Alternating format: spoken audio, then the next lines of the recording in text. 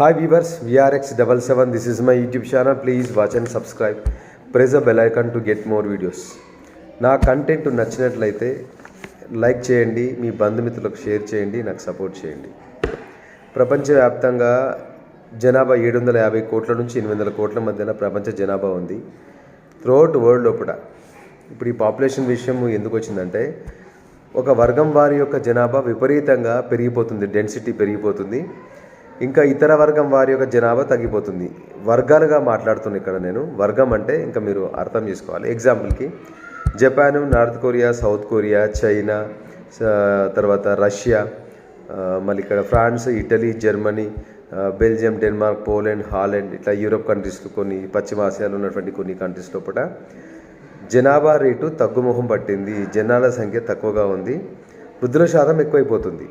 చైనాలో కానీ, Japan, north కొరియాలో. ఎందుకంటే దీనికి ముఖ్య కారణము కెరీర్ అంటే పని రాక్షసుల్లాగా పని వెంటబడి వీళ్ళు సరైన టైంలో కూడా వివాహం చేసుకోకపోవడం ద్వారా జనాభా తగ్గుతుంది. అదేవిధంగా ఎలాంటి మతాన్ని కూడా వీళ్ళు అవలంబించట్లేదు. అంటే జెన్యున్గా ఉంటారు. ఈ మతం ఆ మతం కాకుండా సింగిల్ మతంగా ఉండి పెళ్లి చేసుకోకుండా కెరీర్ కోసం. ముఖ్యంగా ఈ విషయం చెప్పుకుంటే జపాన్, నార్త్ కొరియాలో, చైనాలో కూడా ఎక్కువగా కనిపిస్తుంది. అదేవిధంగా రష్యాలో కూడా జనాల రేటు చాలా తక్కువ ఉంది. మరి అదేవిధంగా ఇంకో వర్గానికి చెందినటువంటి జనాభా విపరీతంగా పెరిగిపోతుంది. అంటే ఎగ్జాంపుల్కి Indonesia, Malaysia, Bangladesh, Pakistan, India, Turkey ఇట్లాంటి అరబ్ దేశాల్లో కూడా, అంటే ముస్లిం దేశాల్లో కూడా జనాభా విపరీతంగా పెరిగిపోతుంది. పాపులేషన్ అనేది 57 ముస్లిం దేశాల్లో ఉన్నటువంటి జనాభాను చూసుకున్నా, మిగతా 100కు పైన ఉన్నటువంటి యూరోపియన్ కంట్రీస్లో, పశ్చిమాసియాలో ఉన్నటువంటి కంట్రీస్లో చూసుకుంటే, ఆఫ్రికాలో కూడా, రష్యాలో కూడా ముస్లిం కంట్రీస్ ఉన్నాయి. ఉజ్బెకిస్తాన్, తజకిస్తాన్, తుర్కమెనిస్తాన్ ఇట్లాంటి దేశాలు ఉన్నాయి కదా. వీటిలో కూడా జనాభా రేట్ అనేది ఎక్కువ అవుతుంది.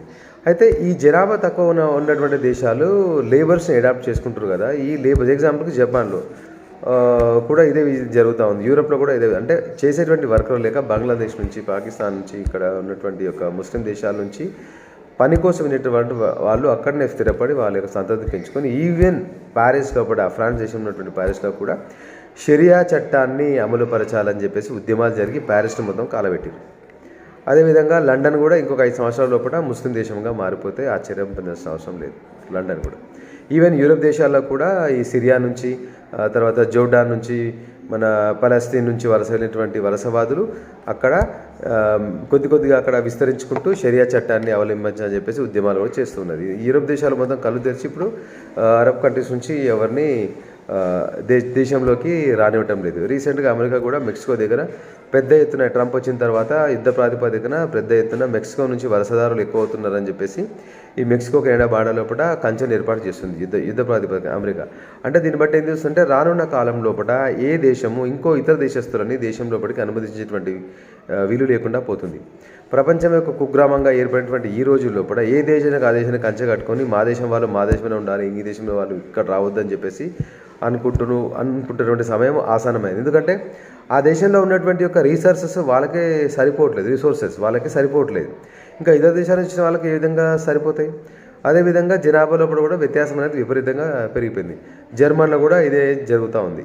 ముఖ్యంగా యూరోప్ దేశాల లోపల సంతాన వృద్ధి రేటు చాలా తగ్గింది. దీనికి ముఖ్యమైనటువంటి కారణము సరైన టైం లోపల వివాహం చేసుకోకపోవడము, కెరీర్ కోసము లైఫ్ను 30 వయసు వరకు ఇలా ఉండడము, అదేవిధంగా సరైన టైం లోపల వివాహం చేసుకోకపోతే జనాభా రేటు ఆటోమేటిక్గా పడిపోతుంది కదా. మరి అదే ముస్లిం దేశాల్లో చూసుకుంటే ఆ విధంగా లేదు కదా. ఒక్కొక్కరు 6 నుంచి 8 మంది, 10 మందిని కూడా కనేటువంటి ఆస్కారం ఉంది. ఎగ్జాంపుల్కి పక్కన బంగ్లాదేశ్, మలేషియా, ఇండోనేషియా. ప్రపంచంలో ఇప్పుడు 5 దేశాల్లో పాపులేషన్ ఎక్కువగా ఉంది. Malaysia, Indonesia, Bangladesh, Pakistan, India, Turkey. ప్రపంచంలో పడినే ముస్లింలు అత్యధికంగా ఉన్నటువంటి దేశాలంటే ఇవి 5 చెప్పుకోవచ్చు అనమాట. మరి వీటి పాపులేషన్ కోట్లలో దాటిపోయింది. ఈవెన్ బంగ్లాదేశ్ పాపులేషన్ 18 కోట్ల నుంచి 20 కోట్ల వరకు వచ్చింది. చిన్న దేశం. ఇంకా రానున్న 30 సంవత్సరాల లోపల బంగ్లాదేశ్ మొత్తము గ్లోబల్ వార్మింగ్ ద్వారా మునిగిపోయేటువంటి ఆస్కారం. 90% బంగ్లాదేశ్, ఈ ఇండియా ఉన్నటువంటి కోస్టల్ ఏరియా, ప్రపంచంలో ఉన్నటువంటి కోస్టల్ ఏరియా, ముఖ్యంగా చెప్పాలంటే ఈ బంగ్లాదేశ్ మొత్తము ఈ సముద్రంలో కూడా మునిగిపోయే ఆస్కారం. అందుకే వాళ్ళు ఇప్పటి నుంచే మైగ్రేట్ అవుతున్నారు ఇండియాకు. ఈ 18 కోట్ల జనాభాలో ఇంచుమించు 15-16 కోట్ల జనాభా ఇండియాకు మైగ్రేట్ అవుతారు ఫ్యూచర్లో. మాల్దీవ్స్ కూడా అంతే. వాటి యొక్క మనుగడ కూడా ప్రశ్నార్థకంగానే తయారైంది మాల్దీవ్స్ కూడా. ఎందుకంటే గ్లోబల్ వార్మింగ్ ద్వారా ఈ ఆర్కిటికా వలయంలో ఉన్నటువంటి యొక్క మంచు పలకలు కరిగిపోయి సముద్ర మట్టాలు అనూహ్యంగా పెరిగి తీర ప్రాంతంలో ఉన్నటువంటి పట్టణాలు మొత్తం మునిగిపోతాయి. అలాంటప్పుడు ఇండియాకు రానున్నటువంటి యొక్క ఉపద్రవం ముందే పసిగట్టి ఈ బంగ్లాదేశ్ ప్రాంతంలో ఏ విధంగా అయితే అమెరికా మెక్సికో బార్డర్లో కంచె వేసిందో పక్కడబందీగా కంచె వేసి ఈ వలసల్ని ఆపడం, ఇమ్మీడియట్లీ ఈ పని కేంద్ర ప్రభుత్వం పూనుకొని ఈ వర్క్ చేసి వలసలను ఆపే విధంగా చేయాలి. వలసలు రావడం ద్వారా దేశం లోపల అస్థిరత ఏర్పడుతుంది. ఇప్పుడు నిన్న 0 మైల్స్ ఉన్నటువంటి నాగ్పూర్ ప్రశాంతతకు మారుపేరుగా ఉన్నటువంటి నాగ్పూర్ లోపల 0 మైల్స్ ఉంది. ఆరెంజ్ సిటీ పీస్ఫుల్గా ఉంటుంది. 80% హిందువులు ఉంటారు, 11% ముస్లింలు ఉంటారు, మిగతా 8% ఇతరులు ఉంటారు. అట్లాంటి నాగ్పూర్లోనే ఇలాంటి అల్లర్లు జరిగినాయి. ఒక ప్రీ ప్లాన్ ప్రకారం నాగ్పూర్ లోపల అల్లర్లు జరిగినాయి. అంటే ఈ మతం వారు ఎక్కడ ఉన్నా ఇక ఇదే పరిస్థితి అనుకోండి. ఇంకా పర్టికులర్గా ఎవరిని పాయింట్అవుట్ చూపించింది కాదు, వాస్తవ విషయము. అంటే ఇక్కడ జరుగుతున్న విషయం చెప్పడంలో కూడా తప్పులేదు కదా. ప్రీ ప్లాన్తోని ఒక వర్గం వారు ఇంకో వర్గం మీద అక్కడ దాడికి గురైనటువంటి దుకాణాలన్నీ హిందువులయ్యే, వాహనాలు కూడా హిందువులవే. ప్లాన్తోని ఈ రాళ్ళు పత్తర్బాజీ చేయడానికి రాళ్ళు ఎక్కడి నుంచి వస్తాయో అర్థం కాదు. ఆ గల్లీలలో తీసుకొచ్చుకొని రాళ్ళు మొత్తం బంగ్లా మీద మొత్తం స్టోర్ చేసి పెట్టుకుంటే మరి పోలీసు వాళ్ళు మున్సిపల్ అధికారులు ఏం చేస్తున్నారో అర్థం కాదు. తీరా అంత అయిపోయాక చేతులు కట్టి చర్యలు తీసుకుంటారేమో. ఇక మరి అట్లా కాకుండానే చూడాలి. మత సానప్పుడు హిందూ దేశానికి ద్రోహం చేసి హిందూ రాజులు చంపి హిందువుల యొక్క రక్తము చూసినటువంటి అతని యొక్క సమాధి అక్కడ ఉంది. దానికోసమే కదా ఈ యొక్క కొట్లాట ఇప్పుడు స్టార్ట్ అయిపోయింది అక్కడ.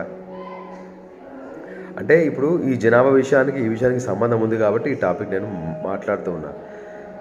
ఒక్కసారి ఆ జనాభా ఎక్కువైందనుకో రాజ్యాంగం ఉండదు, చట్టాలు ఉండవు, ఏమీ ఉండవు, ఇంకా పోలీసు వ్యవస్థ ఉండదు, అన్నీ నిర్వీర్యం అయిపోతుంది. ఒకటే చట్టం ఉంటుంది, ఒకటే ఉంటుంది, ఊచకోత ఒకటే మిగులుతుంది. ఇప్పటికైనా హిందువులు ఇంత కళ్ళు తెరిచి జనాభా పరంగా 2, 3, 5 మందిని కనండి, దేశ జనాభా పెంచండి.